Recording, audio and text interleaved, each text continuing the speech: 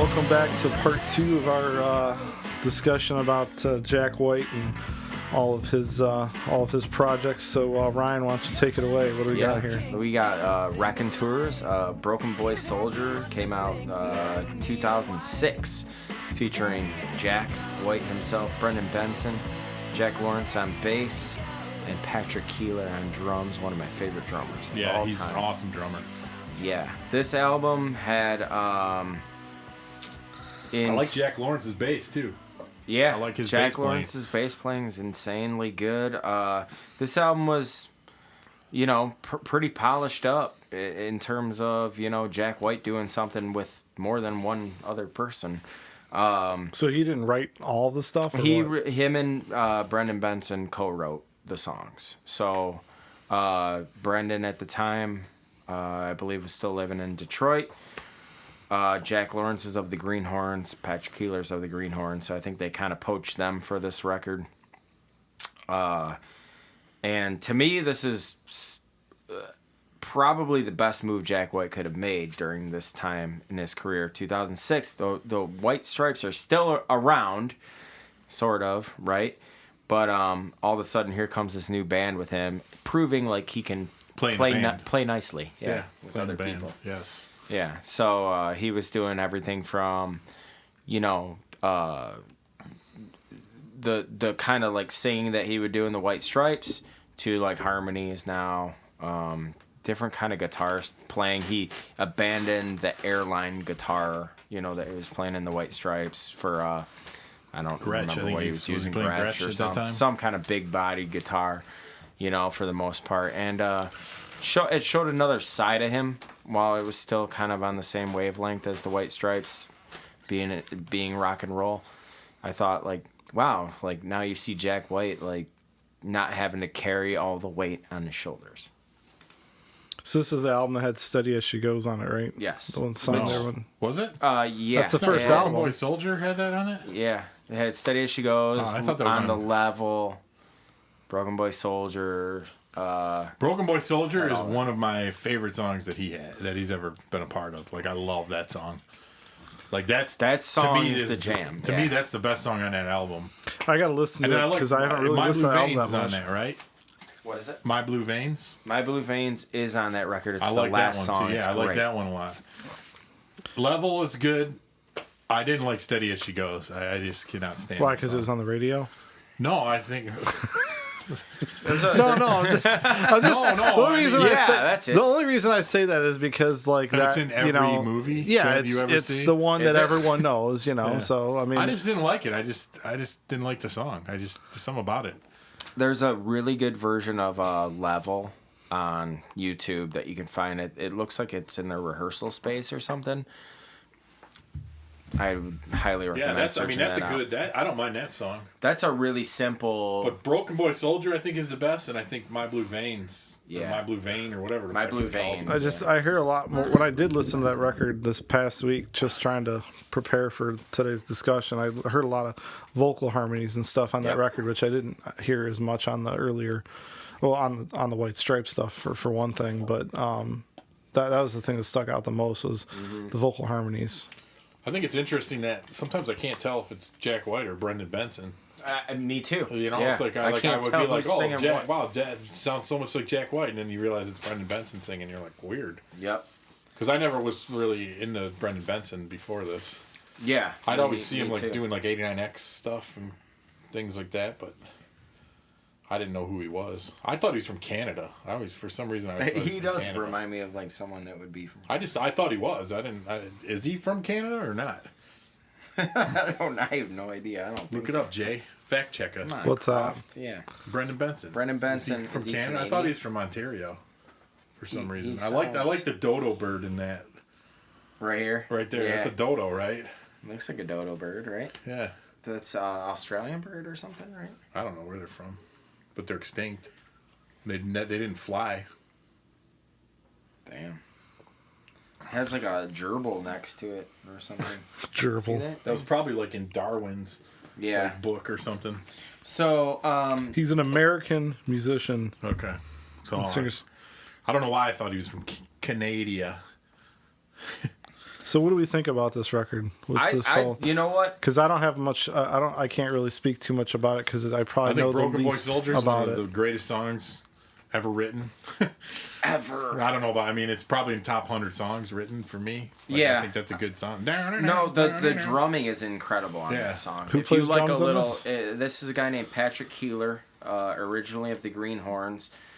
Love the Greenhorns. And he's they do have one song I really like, but he's I think he's an Ohio guy, but he sucks then. he has this cool like fuck Ohio. not gonna do it justice, but we all like hitting the bell of our ride cymbal, right? So his pattern is like It's better than sex. it's kind of like a gallopy beat, but he's like kind of just improvising like ding da da da ding da da da ding da da da ding. I gotta listen to the record again. All over the place. It's really cool. I'm just not as familiar with it as the other stuff. Well, that song I remember. I think Scott Anger was the one who like gave me the download of that. So yes, I illegally downloaded that. But that song, like he's like, I was like, I'm just not really into these guys, you know. And then he like played Broken Boy Soldier.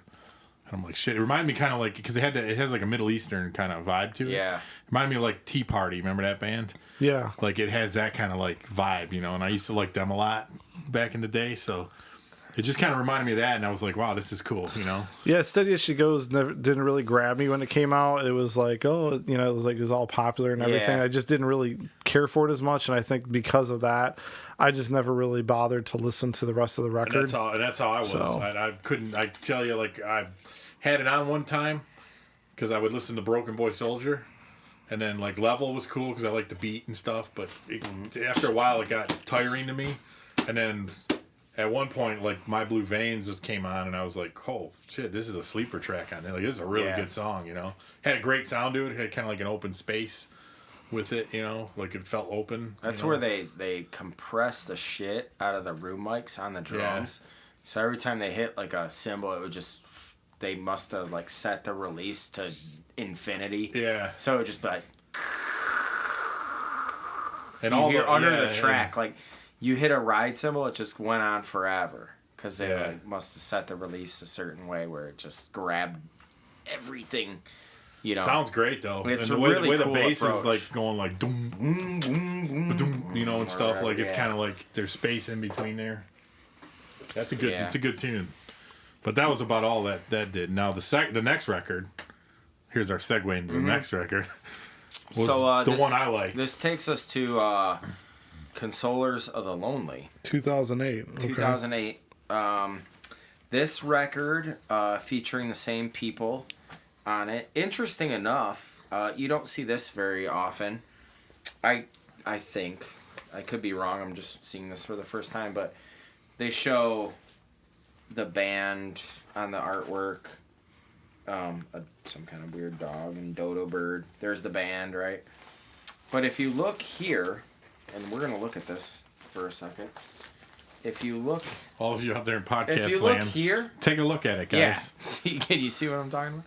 If you look at the album's insert, I think that's Vance Powell. I think it's Vance Powell right there. Who engineered. Yeah, there you go. Take a picture. Taking a picture. It'll last Taking long. a picture of a picture. I think that is Vance Powell. So I think that's Vance Powell. I just noticed that. Yeah. So that's you're Vance right. Powell. That looks like it from here. Yep. Oh, yeah, that's Vance Powell. It's got to be. So that's kind of interesting. But everybody looked like Vance Powell when that's true. this If you have photo a was probably beard. taken. Because they might be photoshopped in this. Do you think they're photoshopped in this? Yeah, look up. Ed, look. Do you think they're It's photoshopped? podcast time. Think they're photoshopped in this? I don't know. It's all Photoshop. I wasn't. I also like how they're like, I'm from Tennessee. Yeah, I'm from Michigan. I'm from Ohio. That's why vinyl's so cool, man. Like you'd never really be able to see that just like on a digital download or even a CD cover. You'd never as much. look at that. Yeah. That might be Teddy Roosevelt. I think it's Eleanor. This is a lion, dude. That's not even a dog. Oh. That's a lion or some shit. This is real interesting for the listeners that can't see anything.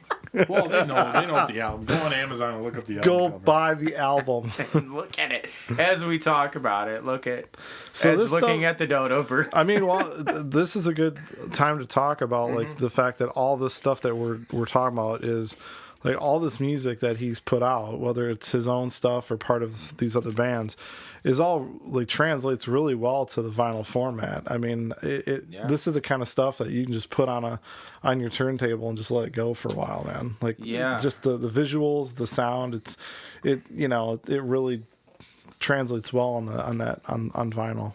I always said, somewhere along the way, like with that fast forward and rewind button, we've gotten lazy as listeners. Yes. And when you have a vinyl record, it's a pain in the ass to get up and move that needle. Yes. Right? It just is.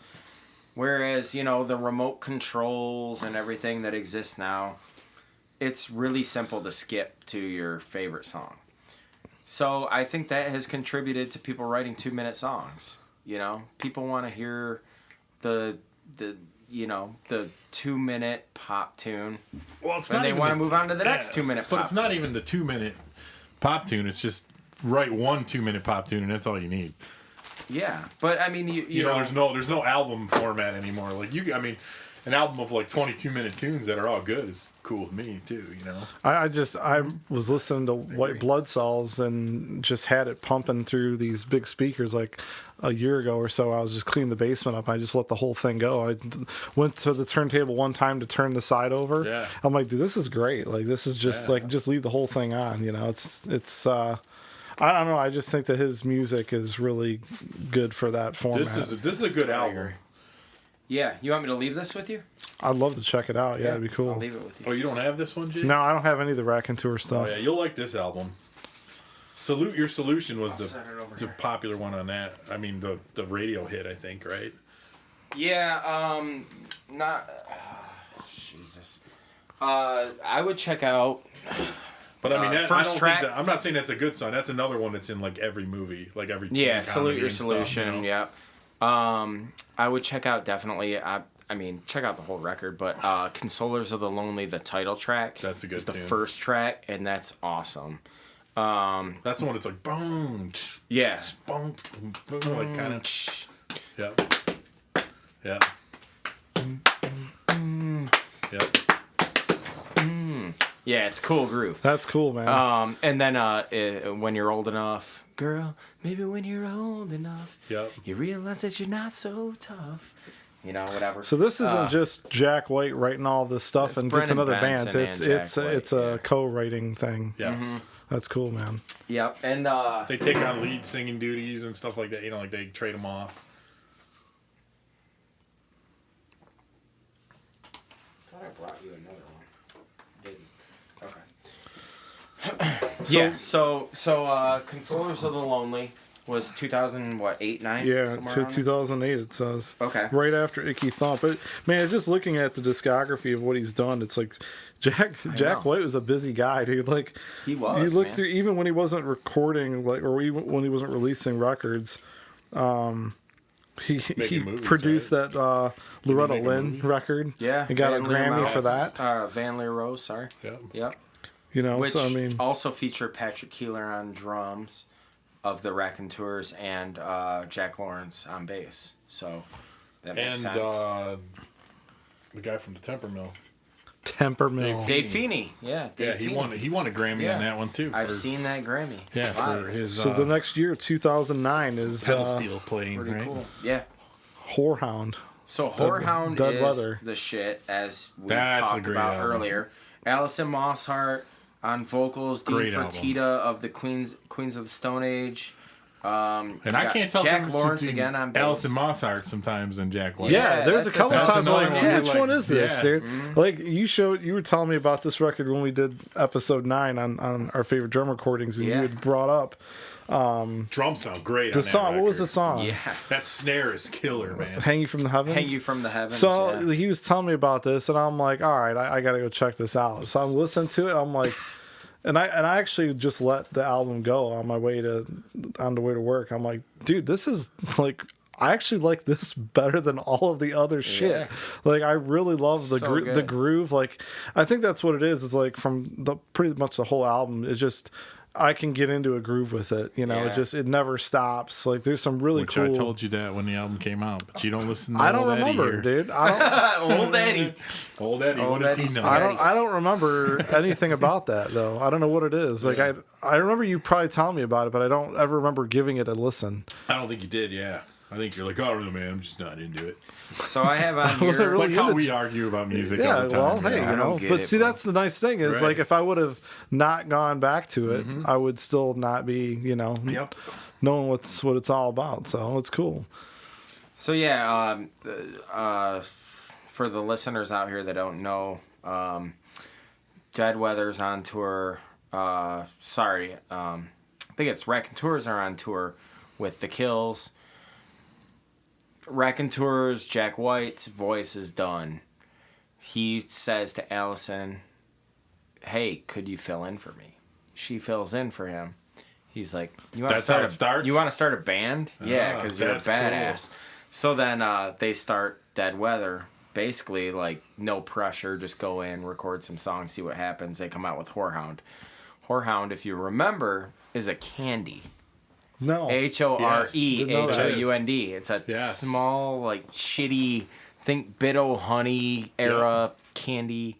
Isn't it? I think it's licoricey. Yeah, it's a barrel candy. Yeah. Yes. So Whorehound is a candy. Isn't it like a root or something? Yeah, I think it's sarsaparilla or something. Yeah, it's like a root beery kind of flavor. And just really cool drum tones on this record, like we were talking about. Hey You From the Heavens, I would love to see the mic setup on that track, because that's one of my favorite all-time drum tones. Yeah, and he gets like later into that song, he's doing like rolls crazy. And shit. Yeah. Like, I'm like, dude, I didn't know he could play like that. Like, I had no idea. I like Cut Like a Buffalo. That's my Cut Like a Buffalo. When I called you the other day, I'm like, dude, what's this fucking song? Cut like a Buffalo. I'm like love Stand it. Up. I don't know, man. That's just memorable, like, to me. I like it. You know, this whole record is good, man. Yeah, Whorehound is the. This was done at Third Man. Yeah. Here's your Whorehound candy. There you go. See? So for the listeners out there, Ed found on the old Google search the Whorehound candy. You get it for $1. There's that fucking mustache again. Yeah, that's not a great... Not the same one. But... Not the greatest look. And then you got Deed Fertitta, the Afghan Wigs, right? He was in the Afghan Wigs. Queens of the Stone Age, I believe so. I don't think he was in Afghan Wigs. Was he? Look that up real quick. He's from Jay, Grosse you might Pointe, have to edit that out. Isn't he from Grosse Pointe? Yeah, Mastered by Bob Michigan. Ludwig. Good old Bob Ludwig. I thought he was in Afghan Wigs. He might have filled in or something. Check it out. Maybe, I don't know. You're right. Let me look that up. Yeah. I know he was in Queens of the Stone Age. Yep. Still. He's still in them, yeah. You look like you're from the Afghan Wigs. You look like an Afghan wig. Cut like a buffalo. Yeah, what a great tune. Yeah, this is a good... I love this record, man. I have to thank you for... no problem. I'm sorry, he's from Royal Oak. Royal Oak, okay. According to Wikipedia, which I don't know if that's true. Ed tried to get me into these guys a long time ago. I didn't pay any attention, and you brought it up on that podcast. So it's just, it's cool, man. It's one of those things where I didn't really know anything about it. Then I went back and listened to it all through Spotify. He was not in Afghan Wigs. Sorry, not to cut you off. I'm an idiot. You're wrong. Sorry. You're wrong. We got to get this stuff right if it's going on record. You got no record. credibility, dude. Now, see? Not everything you just said today is worthless. Because I give you control of the podcast for one episode, and you fuck it all up. Damn it. Well, 85% of what I said is true. He was in the Wax Wings. Wax Wings. That's what I was thinking of. Wax Wings. Yes. Mm-hmm. Which they were big around here. So. And by the way, the Afghan Wigs new record is really good. It's not that new anymore. It's probably 3 years old. But what did you say? What was it? The Afghan Wigs record is really good. The newer one. Oh, really? The newest one. Yeah. What songs are on that besides? So you got 60 Feet Tall, which is a really cool opener. That's a good one. It takes a little bit while to get going, but then when it does, it's really cool. Yeah, is that the one that's... Yep. I just love how much open space there is on these songs. Yeah. Hang You From the Heavens. I Cut Like a Buffalo. So Far From Your Weapon. Oh, That's a dude, good that one. one jams. Treat Me Like Your Mother. That's the next Yeah. one. Yeah. That video is badass too. If you haven't seen the video, No, I haven't seen it. Is that the gotta one watch where the they video. got machine guns? Yeah, and they shit? machine gun it down. Like, dude, it's awesome. It's Rocking cool. Horse, Yep, Rocking Horse rocks too. New Pony. Wow. Yep. Bone House. Yep. I build a house. Has that got the ship I coming build in a song home. or whatever?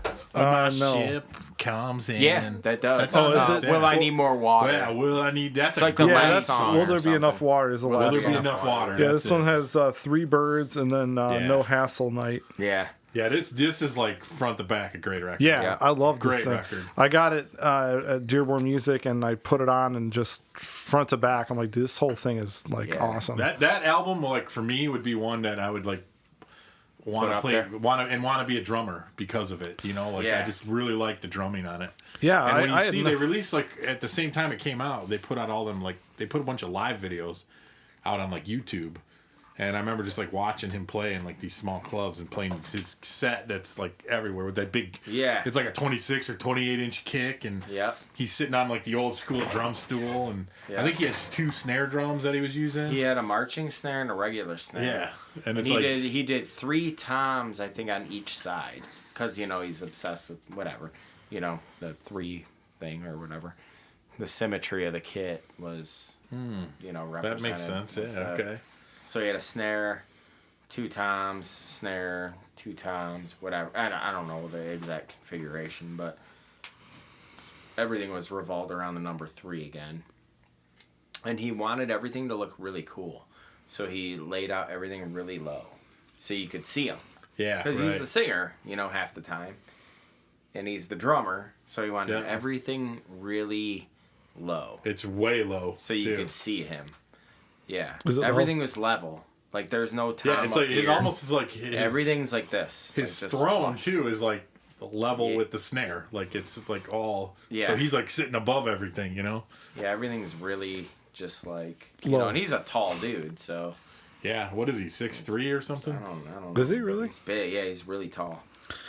He's a scrapper, man. He's from Southwest, son. Well, that record is great. Fuck But some shit up. Your What's up, son? Sea of Cowards came out after that. And I love that. I haven't gotten the vinyl yet, but I did listen to the Spotify version of it. And Hustle and Cowards, Cuss. yes. Love that tune. Yep. Blue Blood Blues. Blue Blood Blues jams. The Difference Between Us. I'm Mad. Die by the Drop. You got the record? You think this is better than Whorehouse? I don't- No, I don't no. think it's better than Whorehouse. I Yeah. think that cover scares the shit out of me. Yeah, that's With all those It's like fucked up looking. heads and stuff It's like on some it. kind of a cult that's or like something. True Detective Yeah. or something. You ever see that? They got like the. They got yeah, on they the have left. the masks. On the left, they have like the what do they call it from the old days, the Middle Ages? What's that? The plague doctor mask kind of thing. Oh yeah, the epidemic. Yeah, the plague epidemic. plague epidemic. They wear that shit. I don't know. It reminds me of that Stanley Kubrick movie.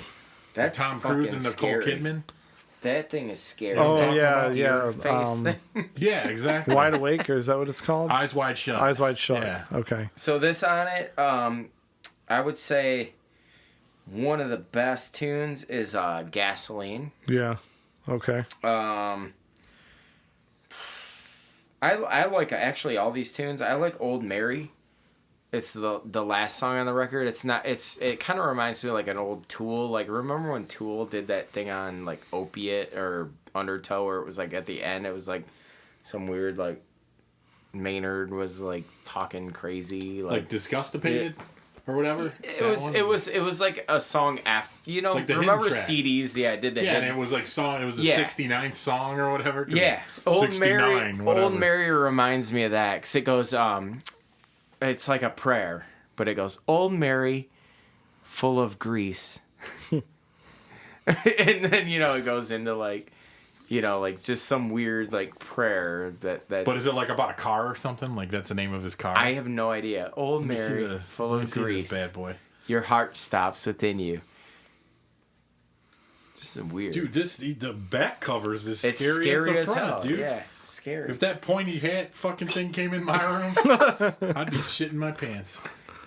Yeah, I liked what I've heard so far from it, man. Like, Yeah. the reason I'm saying I think I like the Dead Weather stuff better than all the other stuff so far is that all 3 records that I've listened to, I like all 3 of them almost equally. Like, even the new one, what I've heard so far, I really like it. Yeah. Like, there's, there's things from the White Stripes and there's things from his solo career that I'm like, I love this song, but I could do without these. Or like I said, Boarding House Reach, I don't care for it right now. Yeah. Maybe that'll change, but right now I don't care for it. But like all 3 of these Dead Weather records, I really dig them, man. I really like the groove and just the approach is just, I don't know, man. I like it a lot.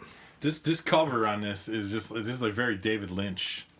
You think he inspired that shit, or something? Down to the moment of your last breath. That's very that was like Jack White's, like, of course he did stuff like that a little earlier, but he was very rhythmic on that record. The one you're holding, Sea of Cowards. He was very like like very like hip hoppy. Yeah. On that one. So do you like Sea of Cowards better or not? No, I think Whorehound's a stronger record. Yeah. Dodge and Burn, which is their newest one, which came out 2015. I don't own it yet. I don't know much about it. I've heard like songs like Buzzkiller and all that, but I mean, I tend to get around to things like 5 years later. Yeah. So I got another 2 years before I'll get on that one. Yeah, I ordered Sea of Cowards and Dodge and Burn the other day. Once I heard Whorehound, I'm like, I'm just gonna get them both, dude, because Dearborn didn't have the other 2, so I'm like, I'm just gonna get them because terrifying. Terrifying. I'm gonna have nightmares now. Terrifying. Guys. It is. If you had to describe the album in one word, what would it be? Terrifying. Terrifying. Look at that damn back cover, though, man. It's scary, man. If you like woke up and that shit was standing at the end of your bed, dude, if that thing like came into your room, that thing walks in your front door right now, Jay, you'd be flipping out. Come on in, have some coffee. Have some coffee. I could deal with the bird face thing. Yeah. I could deal with the guitar head, that thing. That dude makes me laugh. Dude. Holy shit, it's got like cobwebs or something up there. It's freaky, man. It's weird. Even like the inside picture is like some shit from like 1970 though. Like, I mean, that looks like something like Deep Purple would do, I mean, that's awesome. Look at that chick, dude. I know, I love Allison. If you're listening, look at that chick, dude. Dude, that's Ed's kind of woman. That's like the tagline for this house. Look at that chick, dude. She almost looks like Susie Sue from like Susie and the Banshees. Yeah. It's kind of got that look. I dig it, man. Not to bring up like depression and shit or like please do whatever. Please but do. have you guys seen the Anthony Bourdain obviously died. Yes. Have you seen the one with him in the Dead Weather? No. Okay, so he does a Parts Unknown where he goes in Nashville and hangs out with Alison Mosshart and and all them. Yeah, it's really cool. I have to check that out. They go to her house. It's called Disgraceland. She lives like right in Nashville. Really cool place. That's awesome. She drives like a fucking muscle car. Really? It's cool. Yeah, Anthony Bourdain, Dead Weather. Check it out. So, commercial success-wise, I mean, like, where does Dead Weather stand compared to, like the solo stuff and Raconteurs? I mean, are they pretty well? I mean, because I have not really paid any attention to like how popular they've been. You told me you said they had videos. I didn't even know that. Videos, yeah. I mean, but I mean that doesn't mean it. I mean, videos. Everyone's putting videos out, right? Yeah, it's not like my video's on rotation on MTV. Yeah. MTV doesn't. Do they play videos anymore? No. It's just like they're focusing on like 15-year-old moms and stuff. Yeah. Yet the PR company I'm working with is telling me like all these shows just like that on MTV that like might the Warm Chord song might get licensing for some of these songs. I'm like, sweet. Yeah. Teen Mom 3, cool. Hell yeah. Just let me know when the paycheck comes. Dude, everybody watch MTV at 8 o'clock. My song's gonna be in Teen Mom 18 episode 4. I have no idea where they really fall on the, pop culture, Billboard or anything. I would assume they're doing well.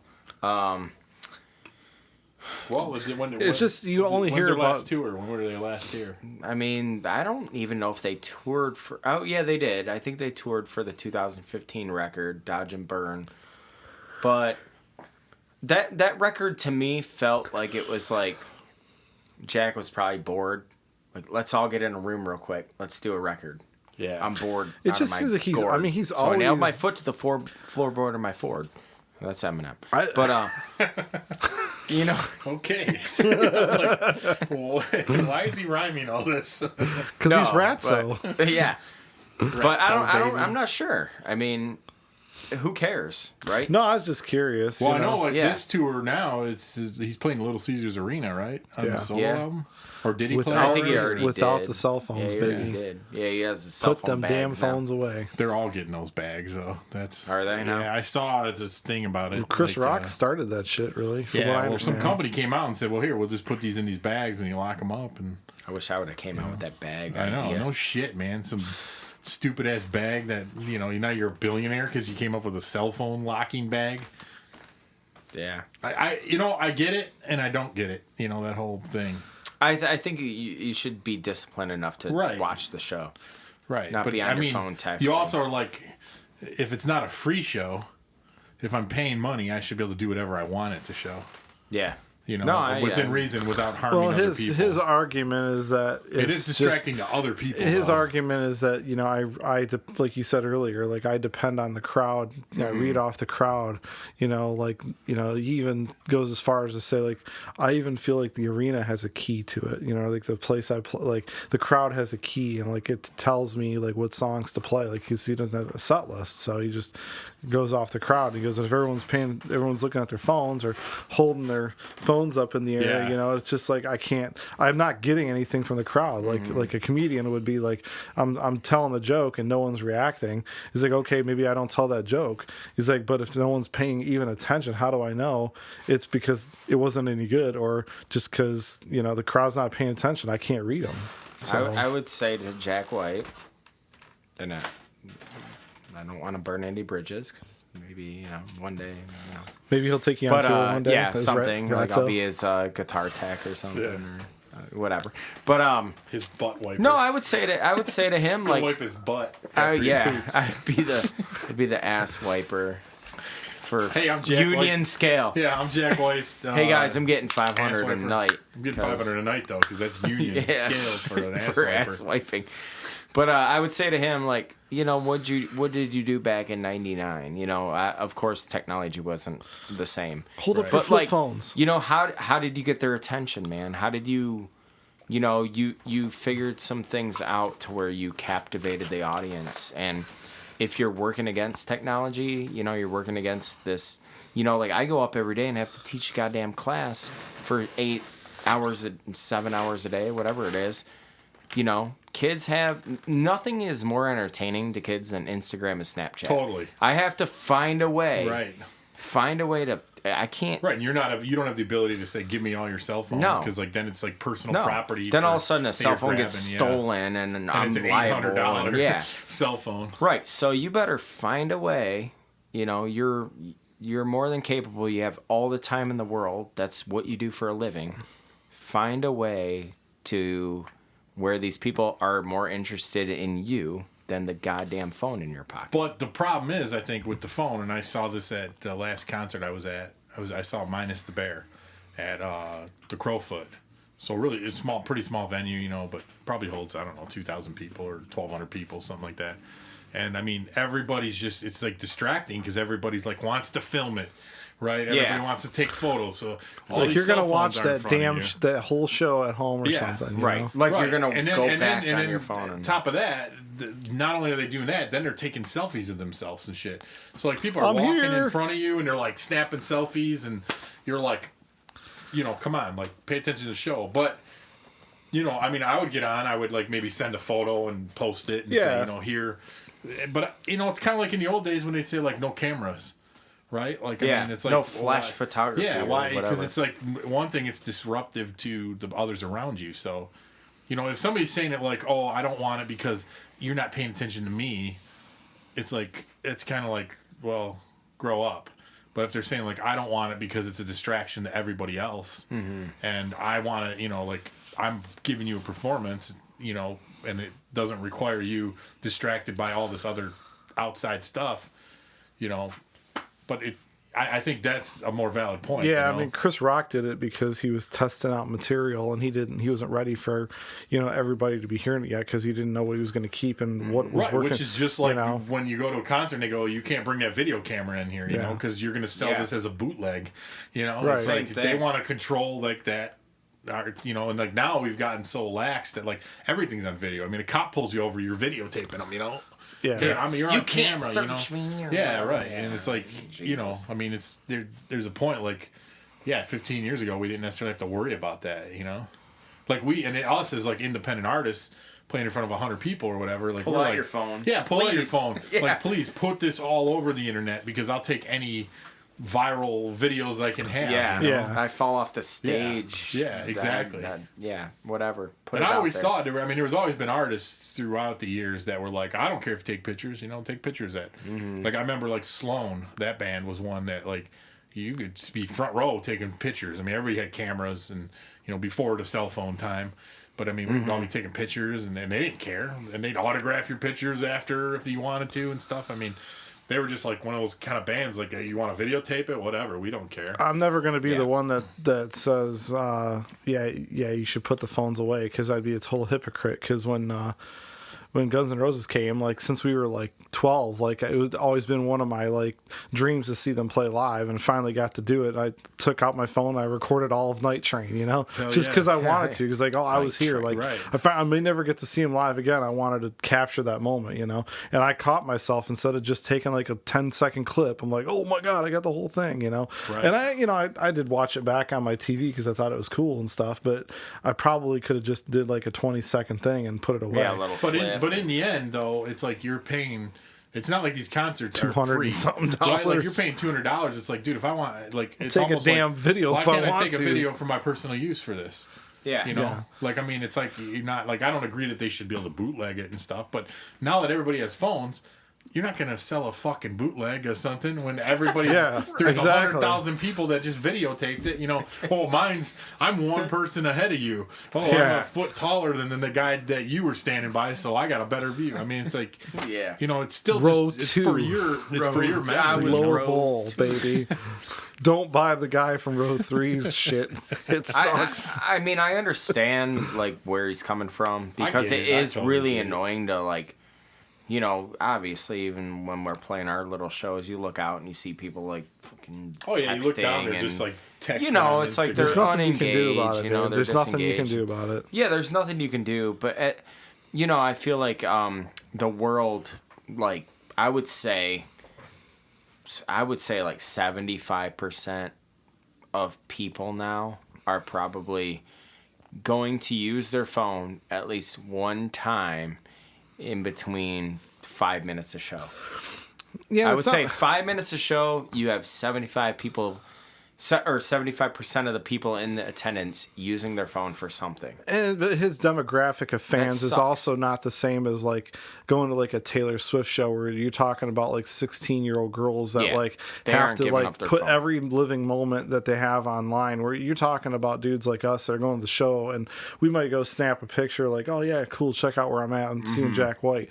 Like, most of his fans that are going to those shows, I think, get it, and I think they probably don't bitch about it too much, because they're there to see him, and they probably have a similar thought process. If you were dealing with him playing to a bunch of young teenagers, I think it would be more pushback. Well, I think, though, in all honesty, it depends on what you got going on, but it's like a show could be 4 or 5 hours, right? If you get there like at doors, and you're going to see the 2 opening bands or whatever. I mean, it's like, to not have a phone for like 5 hours in this day and age is... You got to step outside or something. You nuts, though, man. I mean, I'm not saying it's right or wrong. I mean, maybe like as a culture, that's like a, an issue that we have as a society. But I mean, it's like that to me would be like almost aggravating. Depending on what you're like. If you have a job like I, shovel coal at a steel mill, like. Who gives a shit? Yeah, like, I mean, like, you get off at 5 or whatever, I'm going to see Jack White. But I mean, like, if you're, like, if your job doesn't end at 5, Like there might be people that need to get a hold of you or something. It's like just because you're at a concert doesn't mean you're off the hook, you know? I feel like, though, that's the argument, is that, like, you know, he's trying to say, you know, if you can't commit to this show, don't come. Don't come. Yeah. Go to work. Yeah. If you got to go to work, dude. And Stay home. Yeah, and I entirely respect that. It's kind of a strange, catch-22 type thing. Yeah, where how you're bad like, you want to see me? Yeah. If you want to see me, leave the phone at home, bro. Yeah, I'll go play the shelter if I have to because no one wants to put down their phone or whatever. Yeah, for him, it's not the size of the venue, I don't think. I think it's just about the performance. Yeah. Like, he'd give you just as big of a performance in front of 100 people at the shelter as he would in front of 40,000 at Little Caesars. Well, I also think that it's, like, this doesn't really go with the cell phones, but I'm thinking he's playing Little Caesars Arena, which means he's probably playing arenas all over the nation. That's weird to me that Jack White's playing, like, those size shows. I know. I also feel like that's a challenge for him, where he's like, you know what? I'm going to step out of my comfort zone. I'm going to edit on Pro Tools. I'm going to have musicians from L.A. I'm going to have an arena-sized crowd. And I might fail.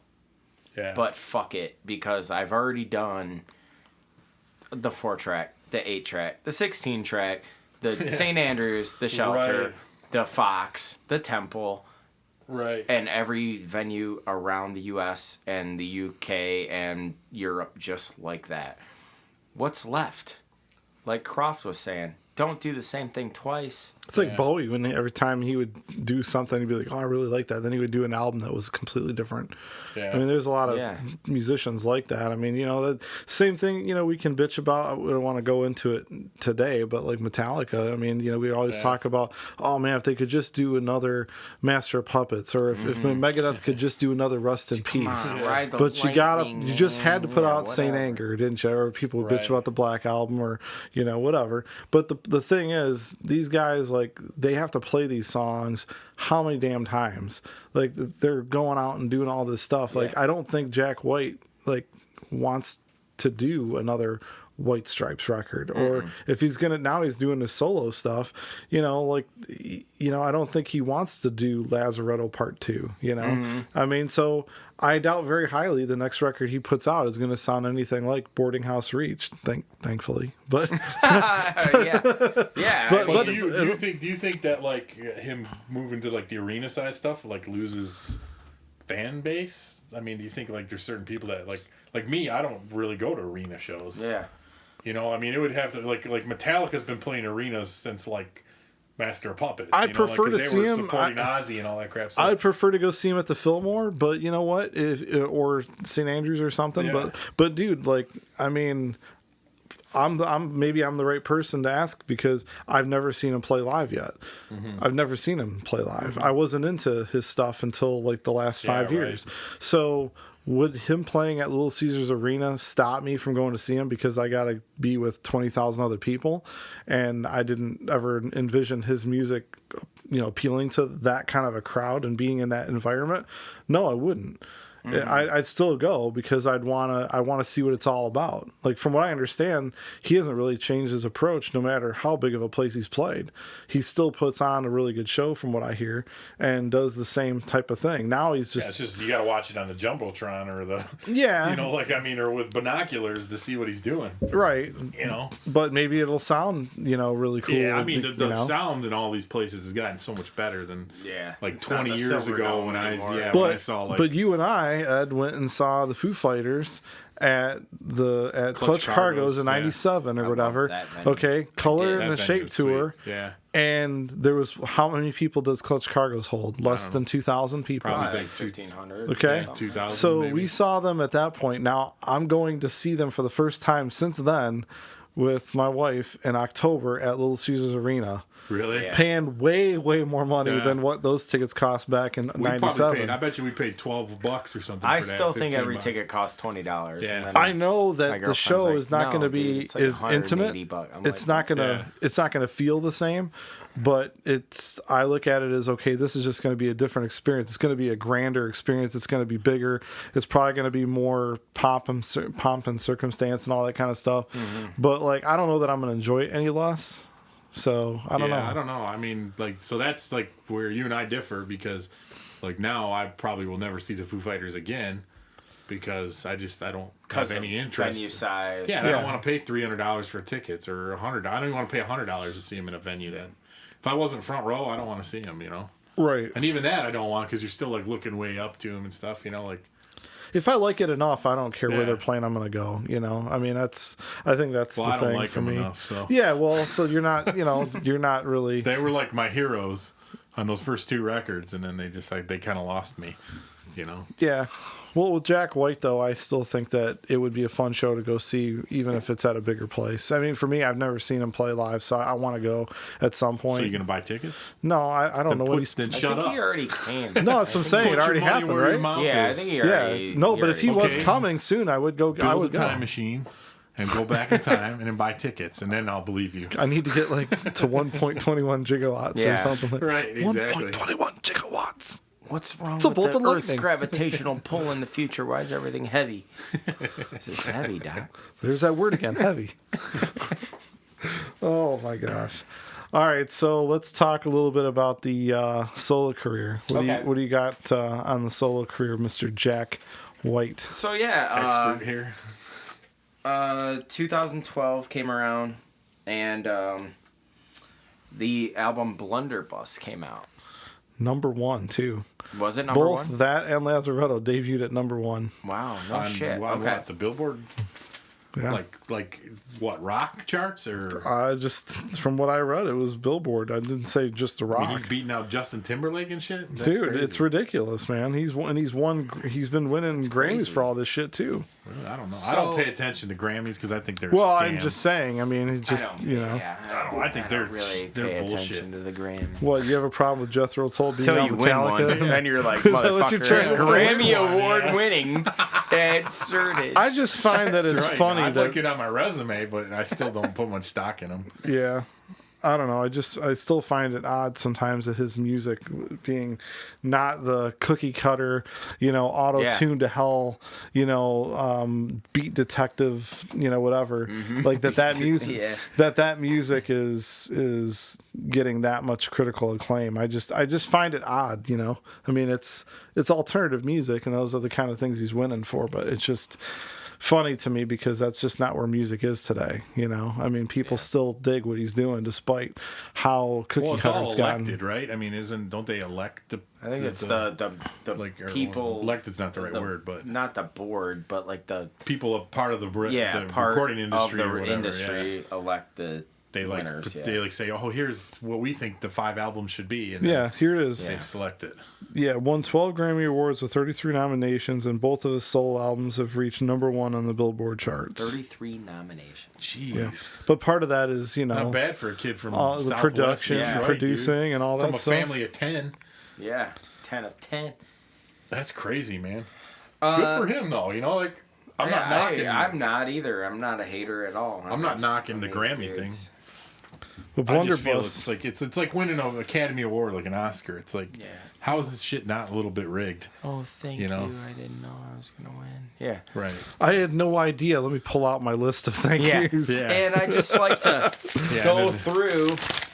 I swear I had no idea. This is like old timey radio now. You got like the sound effects and stuff. I got the Foley on the. Get some Foley. That's right. Blunderbuss. So Blunderbuss. Yeah, man, that was a great record. Do you guys know? This isn't a quiz. Oh, yes, it is. Blunderbuss? Teacher. What a blunderbuss is? What a blunderbuss is. It's like a musket or It's a something, gun, I right? thought, It's right? It's a short gun, yeah. So. But it was a musket, right? Like you had to like. Yeah, I think it was like a powder loaded thing or whatever. Yeah. But I had watched an interview a long time ago. This is probably 5 years ago now with Jack White, and he started talking about like it was something about like kind of wartime, and we all know like he was in Cold Mountain. Yep. Did that. Banged Renee Zellweger. Did that. Is nothing sacred anymore? And there's Jay. He did. Throw in the Renee's. We were talking Coors about Lights later, he's just like letting it out. But he talked about this is around the time I think he was doing good old Blunderbuss, lemon face. which was 2012, right? Yeah, 2012. So he was talking about like the road in Detroit, which I have to travel down now because the bridge is closed. Dragoon Road. And he's like, he's like, I lived by this road, Dragoon. I was like, what the fuck is Dragoon? That's in Southway. That's in Delray. That's right? in Delray. Does it lead to Zug Island? No. It's right by Zug Island. Yeah, it's very close. And so Dragoon is the name of like a cavalry, I think, from the Spanish or something. And I just like kind of fell on this like kind of down the rabbit hole search of like this album, and it's very like seems like very military or war, themed. Is it autobiographical in a way? I don't know. Like I don't know.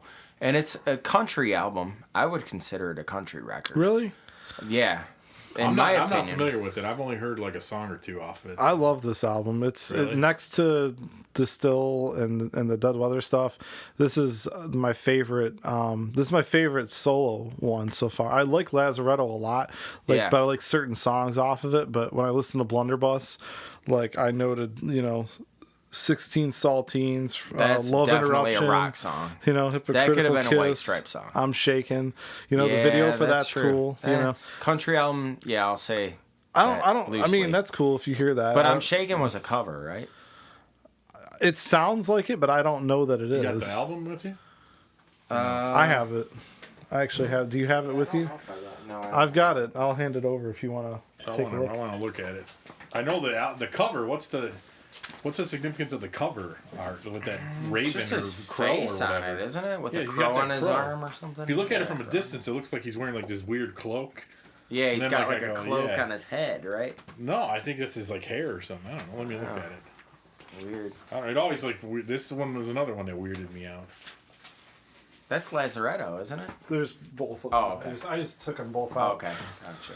Come on, That's Lazaretto. yeah, that's Lazaretto. Let's see this. In front of the Nashville Electric Service. Yeah, no, see, it's like a vulture. He's got a vulture on him. Yeah. Yeah. But like when you look at it from a distance, it looks like some big cloak. He looks wearing. It does actually. Like a wizard cloak or It looks something. like he's standing in front of like a power plant or He is. something. Well, that's in the Is that back what it is is? like the Nashville Electric. Yeah. Like Okay. an old Okay. power station.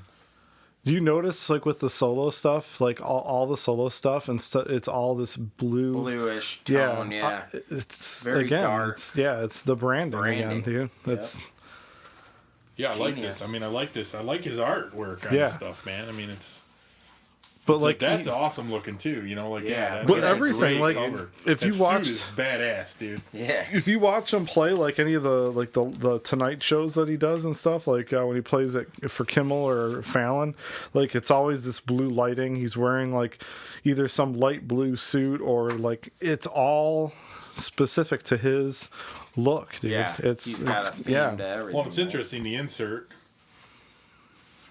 is Yeah, like- we're looking at the vinyls right now. So like, if Yeah. you guys haven't checked it out, But like, there's the inside picture. You can the go inside online and picture. check it out. He's got the inside picture, a picture of him looking at the inside stereoscopic picture. Yeah. So like, this is some like weird. old vintage thing, and it looks like it's like a peacock with like soldiers or something looking on. So like you said, there's your military kind of thing going on. Now with Lazaretto, you can actually play, like put the needle on the needle inside goes- on the label. Yeah, the needle can be played on the label, and it can be played on the outside to in. I haven't right? tested that yet, just the Yes. label. But Blunderbuss doesn't have anything like that on it, does it? No, Lazaretto is the only one I think that you can actually play like I think it's like a loop on the label. And you'll actually be able to play the record. I can't remember there's think of a train track. And like when you move the switch, the train goes to the other track or whatever. There's like 2 routes you can take on this record, depending on where you put the needle. So Lazaretto or let's go back to Blunderbuss real quick. Blunderbuss, insanely good album. He comes out of Dead Weather, comes out of Raconteurs, does Blunderbuss. Thought that was a really strong solo I thought that was a really strong solo freshman effort by him to abandon all bands as we know it. Now, the interesting thing about this record was he had hired a bunch of people to play on it, right? And he hired this one drummer named Carla Azar.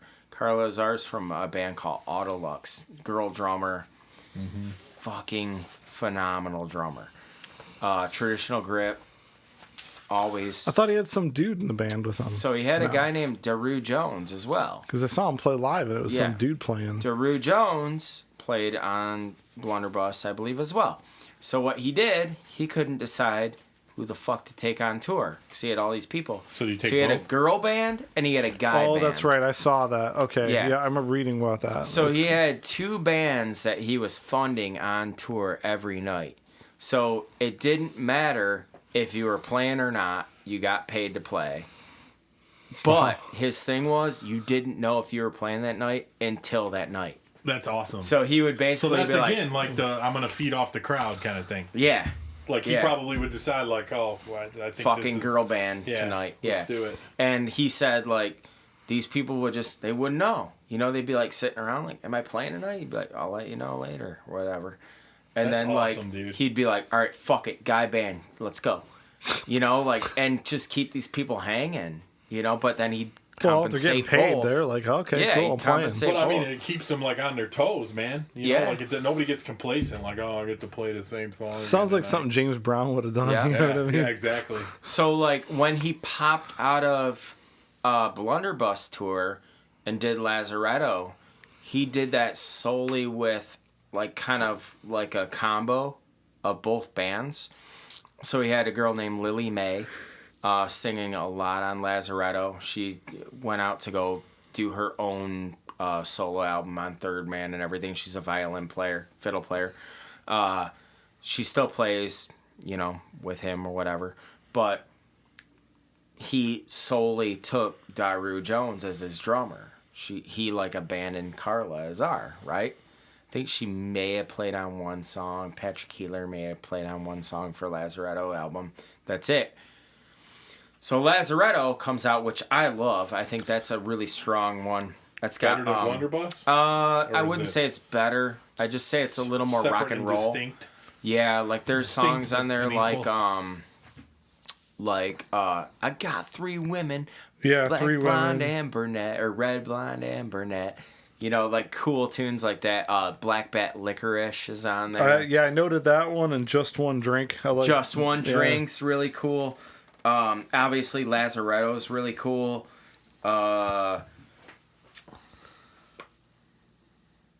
a tough thing for me because Lazaretto, I like that song so much, but like when I listen to Blunderbuss all the way through, like there's just more tunes that I want to listen to in Blunderbuss than Lazaretto. I tend to skip through here and there. I don't know. Yeah, I'm looking at kind of the songs right now, and like I think that Lazaretto's really good. But my point is he kept Daru Jones as the drummer on. Carla Azar went away. I don't know whatever, she didn't get the phone call or whatever, right? But the unique thing is that he puts out this year Boarding House Reach. Guess who's back? Carla Azar. So, I don't know where Jack White's loyalty lies. I don't know his mentality behind this because Daru Jones is a straight-up hip-hop drummer. He hired him for Lazaretto pretty much because he worked with an artist called Black Milk. Black Milk's a Detroit rapper. Jack White wanted Black Milk, to do an album at Third Man in Nashville. Black Milk comes in. He's got this drummer named Daru Jones. Jack White says, after the session, that's the fucking best drummer I've ever heard. I want him. Better than Meg White. Sorry. God damn it, Croft. Sorry. I'm gonna throw that goddamn thing of ice at you. You should. So So, but I can't figure out why Jack White hires all these hip hop guys for this new Boarding House Reach, keyboard players, whatever it is from Kanye and Jay-Z and Kendrick Lamar, and then goes back to Carla Azar. Because he wants to stretch it out, I bet. Maybe that's He wants it not like... He wants to have his stamp on it, and that's is it the one her thing, the whole album, or is he going back and forth with different drummers on the record? I think it's pretty much her. Maybe he likes the tone she gets out of the drums and thinks like, hey, in this format, it's just going to be awesome. Yeah, or maybe like you don't know shit about hip hop. Let's see what you do. Let's see what happens. Yeah, then it'll be totally different. Like that's what I would think. Yeah, because he's so unconventional and all that. Like just not writing a set list. You're going to go out in front of like Little Caesars Arena. And not I know that list? just blows my mind. That like how does the crew like know how to light the shit? If you're playing at a big place like that, like those are things that most bands like they all know it's scripted, everything that's going to happen next. Yeah, I mean Metallica knows where their explosions are going to be. Yeah, they're like I got to be James here. Thought Hetfield knows now at least.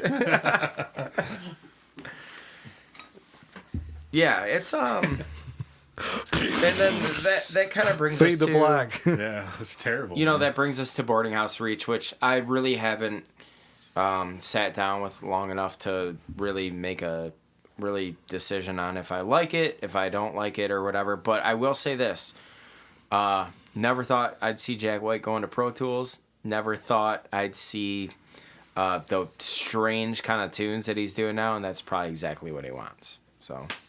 I think I agree with you on that statement, like it's all an evolution, Ice Station Zebra. That's a song. Yeah, it's like that's a movie, man. Originally. Is it? Yeah, that's an old You there never saw that. That's an old movie. Let me look this up. Ice Station Zebra. Yeah, I mean this album to me just is gonna take some additional listens for me to get into.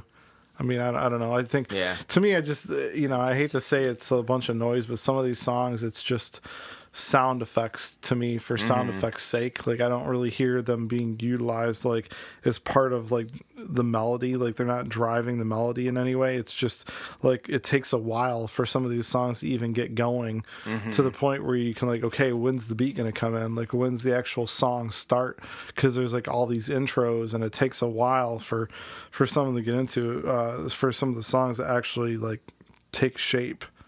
Well, if I could throw this out there, and I will be put on the cross for this if I were to ever meet anyone that really made decisions in my life for this stuff. But, maybe, possibly, this album was a bridge to the next thing. We know that Jack White funds a ton of projects that probably make no money. He probably brings in a shit ton of money when he puts out a solo album. And I'm not saying he put out like garbage, but maybe he's like, you know what? Fuck it. I'm going to stretch out.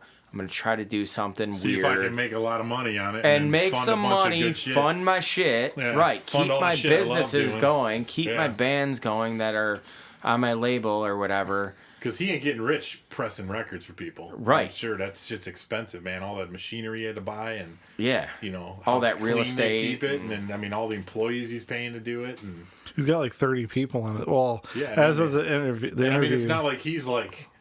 It's not like it's like he's the most expensive record presser around or something, like where he's just rolling in profits. It's like, I mean, I think it's a labor of love for him. Even like the price of like his reissued stuff, like a lot of the nice 180 gram vinyl records now, anywhere from $23 to $27 sometimes. Like most of the White Stripes stuff he's reissuing on 180 gram vinyl is like $20. Like his record, Cheaper. like his solo records are like $23, which is pretty. He controls the manufacturing of it too, probably. So he's getting it at cost. But at the same time, like you said, like you I think he built like 8 presses or something. Yeah. That's a lot of money, I'm sure. Well, he's done a lot. Like, didn't he refurbish Clark Park down there? Yeah, he did the Clark Park. Did the he dugouts bailed or something. Didn't he put in for him? He did the Clark Park. Bailed the Masonic Temple. Bailed the out, Masonic right? Temple out. So, I mean, that's all shit he didn't have to do. He didn't have to do any of that stuff. You know, he could have just been like, no, I'm in Nashville now. So the dude's I don't know. I'd love to meet him, man, and hang out with him. I think he'd be a cool cat to chill with, you know? Yeah. Yeah. Yeah, it would be an interesting conversation. I think and he's been a big part of the resurgence in vinyl. I mean, just bringing it back to being a cool thing. Like I looked it up. It was talking about Lazaretto. Ended up selling 138,000 copies in the first week, and the LP sold 40,000, which is set the record for most vinyl sales in 1 week for any album since they started scanning that stuff in 91. I think the other ones that are right behind it was like Pearl Jam's Vitology from like 94, which was like a big deal back then because vinyl wasn't very popular at that time, and they sold like a crap ton. Really? Yeah. It was like I didn't even know you could still get vinyl in 94. Yeah, it was ridiculous. And then the other two is Adele's two records, 21 and 25. You know, people, but it's just funny. I mean, like how much vinyl has come back. I mean, this is you know, appropriate. We're talking about vinyl because of Jack White, but I mean, like, whoever thought that would happen, right? I mean, it's not the most convenient way to listen to music today. It is weird, man. But I mean, it's kind of like it's almost like, too, the industry had to figure out a way to get you to buy something of substance instead of buying bits, you know, ones and zeros on the internet, you know, with but people aren't, I mean, if you think about it, it makes sense because really now, like, current generation is really thinking about, like, if I'm going to buy something, I want to own it, because now with streaming, there's no incentive to own it anymore. Like, so if I'm going to spend money to buy your record, you better have it. Why would I spend money to download your record when I can just spend $10 a month and listen to every album as many times as I want? Right. If I'm going to spend $10, I might as well spend another $10 and own the vinyl and have this big thing that I can. Like, and if you store them properly, they virtually last forever. Especially if you're buying 180 gram or something. I mean, it's not like a CD where it's going to degrade over time. I mean, I got CDs from the early days that don't even play anymore. Look at all those tubs of CDs I have. They're never going to come out. You know? I'm never going to take those CDs out. They're all on my computer now. Cassettes, you know, like they degrade over time. If you play, they stretch out and get warbly, and you know, crappy. Well, cassettes will be the next big thing. Now people will be like, "Oh yeah, that's already started." Yeah, I know. No, dude, it is because starting to like put cassettes out again. So Record Store Day. I went to Record Store Day at Dearborn Music, and the line was like ridiculously long. And one of the things that they were promoting on Record Store Day was AC/DC's Back in Black on cassette. Now, I didn't see anybody buying it, okay? Like, they still have a lot left. But, like, I don't know why, like, of any format, people are like, why anybody thinks that that's like a good idea to like bring tapes back. It's nostalgia, man. It didn't sound the greatest. It wasn't convenient to listen to. Yeah, and I mean, like, no, you're not gonna pop it in your car. You can't. Yeah. Like, I mean, like, at least like some cars still have CD players. And I mean, at least computers still sometimes have CD players in them. To me, it's total nostalgia. Yeah. It's not even. I don't mind CDs, but if I buy a CD, it gets dumped onto my computer, digitized, and then I never listen to that CD again. You know, but I like having a physical copy of it.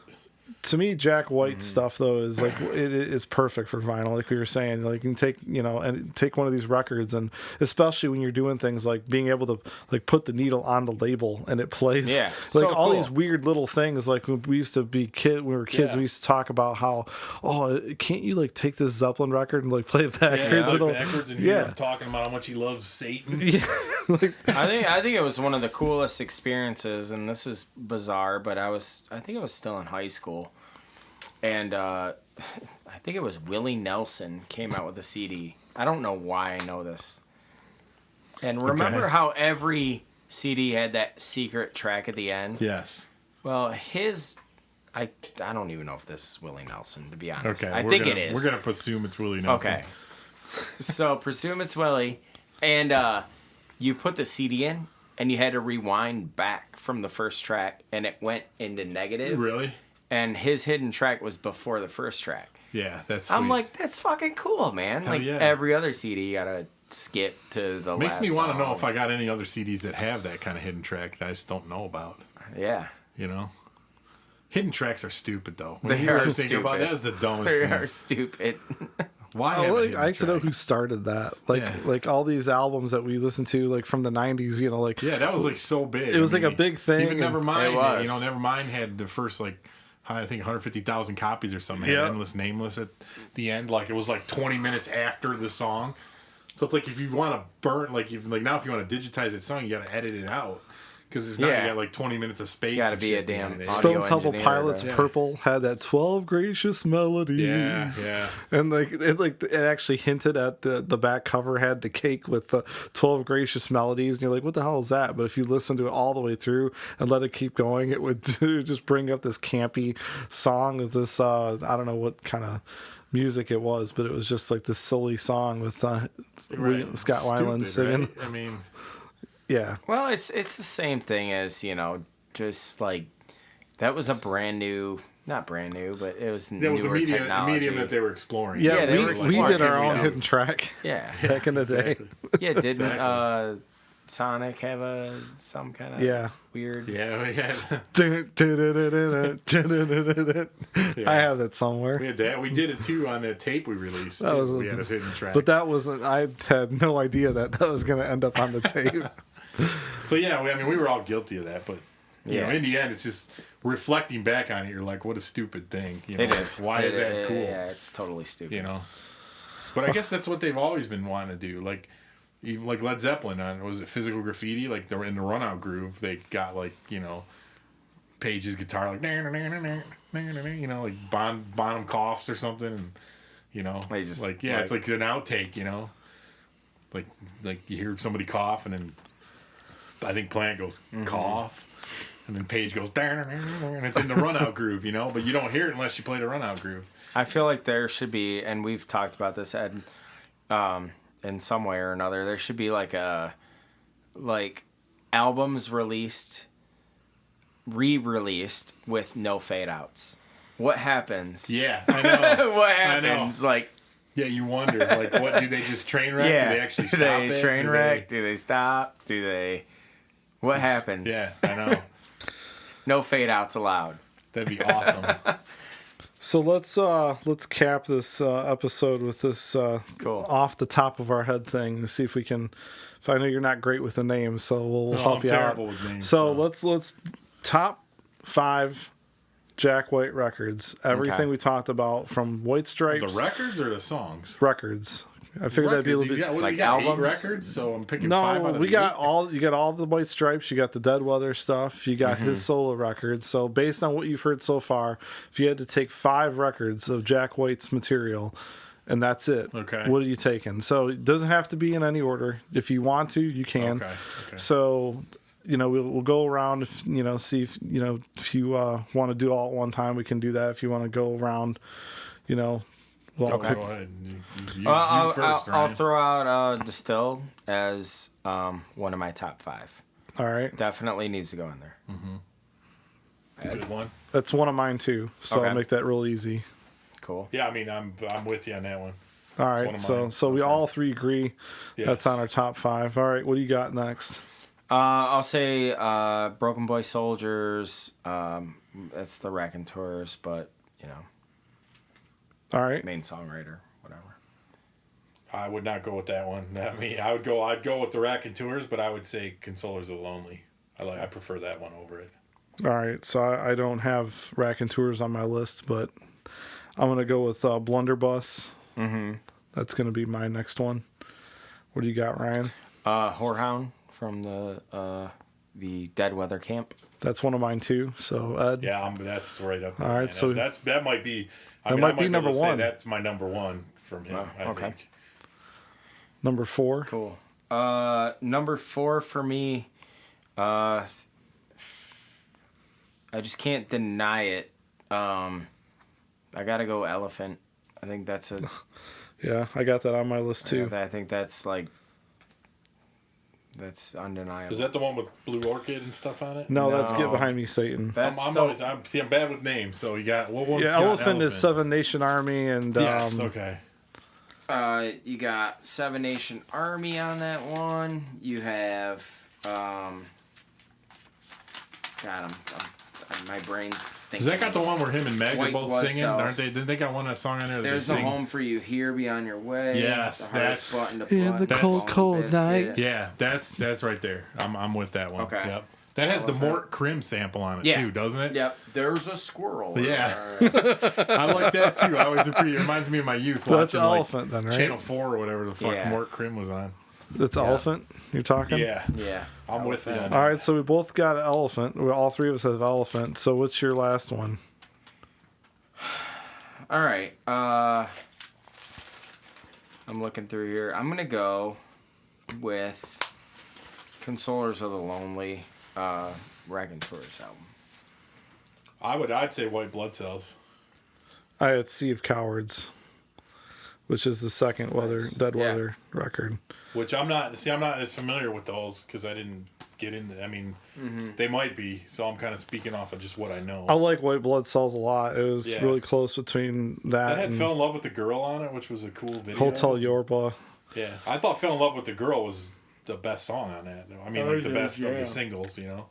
I don't know. The Hardest Button to Button was on there too, right? So, Yep. The hardest button to button. Uh-oh. Yeah. It's a There's great, some good songs all on great there. song. I mean, that was just like, it was overall. It was just, I think there's like 27 tracks or some shit on that, isn't there, too? Isn't it really long? I don't know if it's Maybe that long, not. but yeah, I mean, You got a copy of that here, Jay? White Blood Cells? Yeah. Yeah, I got it. How many songs are on it? Not 20. Really? 17. It might be like 17 or something. I don't know. There's a lot of tunes on it. I don't know. Maybe not. Yeah, I mean, I digress. like, you know, I could have probably swapped out 2 or 3 records for the 2 or 3, but, you know, just looking at his body of work, you got to include some Raconteurs, you got to include some Dead Weather, you got to include some White Stripes. And then his solo stuff, like, I would definitely throw Blunderbuss or Lazaretto, you know, I mean, interchangeable for a couple of those things. So I do say, though, that, like, Jack White is, while other artists are kind of stagnant and not evolving, he's always looking for something new, bigger, better than his previous things. I feel like he's in a competition with himself all the time. He's, what, 44, 43? 40, I don't know how old he is. He's born in 75. You do the math. 43. But, so, you know, to me, he could be 23. He could be 33. He could be 43. It doesn't really reflect. His music doesn't reflect any time. He's not formulaic in any of Yeah. it. You know, like there's no. It's not like here's my formula for success. I mean, his formula for success is like keep pushing boundaries. Yeah. So you're on an island. You get to listen to either White Stripes or solo Jack White. What are you doing? What are you? I'm gonna listen go to? solo Jack White. I feel like that White Stripes thing was cool. I thought it was revolutionary for like that garage rock type thing. But God, I'd get sick of that shit after a while. I can only take so much. You know, before you go, give me something with some kind of Dynamics. Things. Yeah, there's no dynamics in that stuff. I would really. get so bored with that. Yeah, I'm on the same page as you. What are you thinking, Ed? If it was between Jack White solo and White Stripes, I mean, that's a tough one because I'm not that familiar with the solo stuff. So, but I would probably lean towards the solo stuff just because I know it's going to have more depth in the catalog. You know, like an album's going to go more places than a White Stripe. But if I had to pick like just one thing to probably listen to, I mean, it would be Whorehound would be the album I would just pick out of all that and just say, okay, if I only could listen to this album the rest of my life, it would be that. So between Raconteurs and Dead Weather, which way would you go? I'd go Dead Weather just because I think they just have a little more edge to them. Yeah, you know, I dig that a lot. Like I think Brennan Benson's great and all, but you know, I don't know. There's just something about Dead Weather that I'm like, he's no Meg White. I just want to. Fucking A. I just want to like punch the wall when I hear that shit. Like when I hear Dead Weather, like so it well, fires me up. Yeah. Oh yeah, man! It reminds me of like the Bonham style of drumming or the Dave Grohl style of drumming. You know, like just there's something about it. Like you hear this and you're like, "Fuck, man!" Like, I want to be in a rock band. You Yeah. know? So I'm hearing throughout everything we talked about that if we all three of us had to pick one record, it's probably Whorehound. Probably Whorehound, yeah. Yeah. Is what it sounded like. Yeah, I mean, that's I like that record, yeah. It's a great record, man. That's crazy considering like how big the White Stripes are and like, you know, and his solo career that we're picking the first Dead Weather record. I don't know, like I never thought I would say that until I listened to it a few times. So, well, you know, it just goes to show you like the onion layers that Jack White is. If Totally. you know, I mean, he's the singer-songwriter on a country level, acoustic level. He's a goddamn garage rock Yeah, dude. exactly. I mean, Then he's a drummer. Right. It's like crazy. I mean, I almost think that the fairest question to ask is, of all the eras, what album would you be stuck on a desert island with, you know? Because you almost have to say, well, I want a White Stripes album. I want, you know, a Raconteurs album. I want a Dead Weather album, you know, and I want a solo record of his. You know, you want one of each eras of them, you know? yeah. In a way. Because it's like, none of it encompasses who he is, you know? They're all facets of his, you know, abilities. Yeah, and I'll tell you, you know, like to me, he's inspirational because, you know, you look at the branding, you look at how like his whole thing about, you know, and he could have just kept going with the White Stripes thing, you know. Yep. He could have kept going because White Stripe and that ran that shit. yeah, man, he could have kept going with it. Icky Thump was so big when that song came out. Yep. Like that was like just I was hearing that song everywhere, and he could have kept going with that. But yeah, he like recognized, oh, this is a different sound. I'm going to start this other band. Like I'm going to do this Raconteurs thing. I'm going to do this Dead Weather thing. Now I'm doing my, you know, so he's probably going to have like, you know, a couple more bands. You never know. I mean, he keeps collaborating with other people, limits and doing whatever he wants till he just doesn't want to do it anymore. I did read, or no, I think I saw an interview with him, read, saw or whatever, that he said though Dead Weather will be his last band. Like I don't know what that means, but like other than his solo thing, he probably won't do another side he won't project. do like a. He'll probably just put out some Dead Weather shit. Maybe go back to Raconteurs eventually. Put out an album there. You know. He's just not going to start another new band. Yeah, because everybody in Raconteurs lives in Nashville now.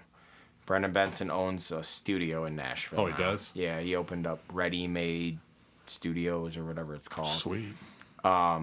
Jack Lawrence lives in Nashville. Patrick Keeler lives in Nashville. So I could see those all revisiting, you know, It'd be easy to do for a record. Yeah. Allison Mosshart now lives in Nashville, so she'll probably, you know, record again with them. Dean Fertitta, I have no idea where he lives, but who cares about the keyboard player? Who cares? Nobody cares.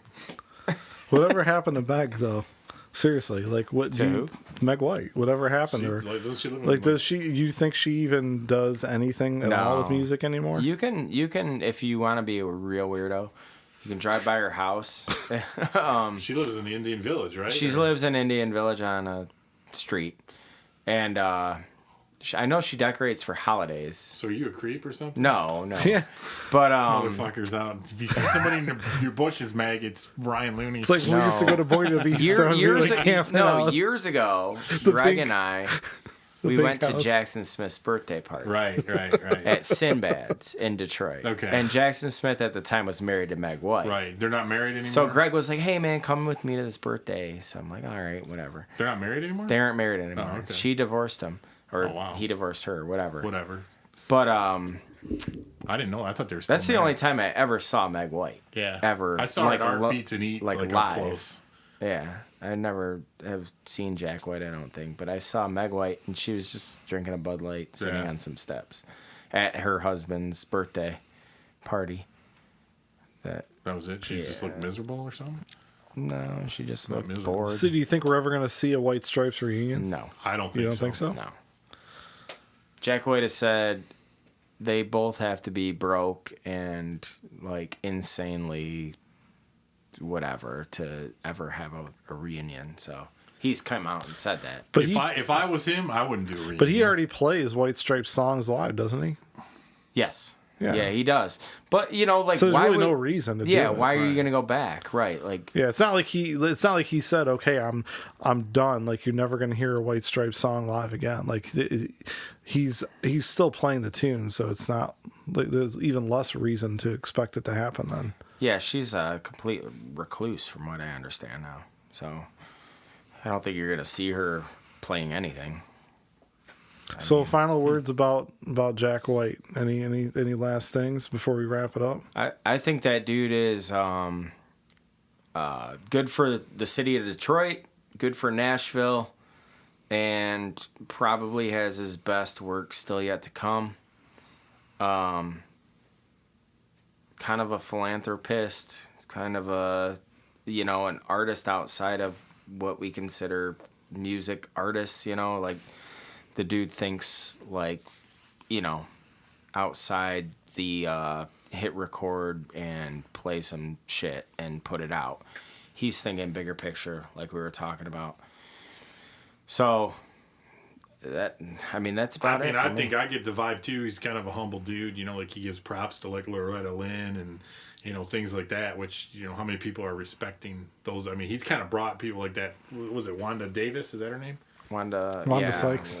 Yeah, Wanda Sykes. What's up? What the hell? No, but like that Wanda, he brought her back. Wanda Jackson. Wanda Jackson, that's it. Yeah. I don't know. See, I'm bad, but I mean, it's like who even knows who that is, and he's like bringing that kind of stuff back. So like that's like cool to me, I mean, like I said, I'd love to hang out with the dude for a day because I think he's a deep thinker from what I see in like interviews. Like he's not just standard like. What's up, man? Sex, drugs, rock and roll, bro. Like he's like, I think he like thinks deeply, like how we do, like he's thinking more about, his legacy and things like that versus just, is this going to make me $1 billion? Like, I don't think that never was his intention. I mean, I don't know. But I think his intention is to do what he loves. And, I'm sure at one time he loved upholstering couches and shit. And that's why he did it, like. It's like I don't know anybody that does work like that. Like we were all raised like go to college and get a job, like that you hate. Right. Just suck it up. You got to put food on your table. This is the answer. And I'm always inspired, and I'm always like, like I revere people in a sense that like just take the path less traveled. Like when you're gonna be a dude that's gonna. Say like, look, man, I'm going to, learn this trade that's maybe a lost kind of trade or something. It's like, like, I don't know. Sometimes I always think like I should be forging swords or something, like, I mean, it's a lost art, but it's like, how cool is that shit, Yeah. Like, and if you're one of like 5 people in the U.S. that do it, I mean, it's like maybe you can make money doing stuff like that. So, like for him, I just see him kind of as like this lost, like he's like a diamond in the rough of what society's become today, like he's found a way to like be relevant in this world that like cares about like everything instantaneous, like I need social media and this and downloading songs and streaming songs and like he's still relevant, he's still able to like go and play Little Caesars Arena and put out vinyl and sell 40,000 vinyl records in 1 week, It's like shit. That's what I think. It'd be cool. It'd be cool to get in a room with him and Steve Albini at the same time. Yes. And hear them start talking about like old school recording and like analog and like just because I mean Albini's whole thing is really more about like preserving the recordings. It's not so much like I mean he's not going to do the Pro Tools thing, His whole thing is like he just doesn't believe recordings are safe. If left just to digital, but just hearing them two guys go back and forth, and like throwing someone like a Billy Corgan who just like goes on and on, like he's just a very, deep thinker about the music industry and stuff.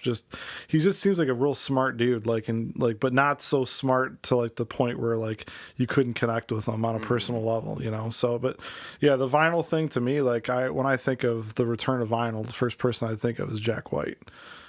Same. And just getting some White Stripes records and putting them on turntables inspired me to like continue to build my collection up, because to me that's like the perfect kind of stuff to put on a turntable, man. So I don't know. I Yeah. kind of think of him as like a Renaissance man in a way, you know, kind of bringing the old school stuff back, but not to the point where it's like he's like with Boarding House Reach. You know, I might not dig the record right now, but I respect the fact that he continues to push the boundaries.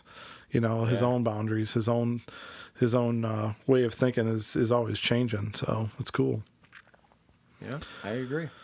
A Renaissance man. So this is gonna be a 2-part episode. So this is we went too long again. I'm sure we did. Yeah. God damn it. So no, that's all right. That's all right. So the next 2 episodes with the 3 of us are gonna be on the Big 4. We're gonna record that. Hopefully, if we're sober enough, we're gonna do that. And I don't get drunk. Ed's over here drinking O'Doul's. So. Yeah.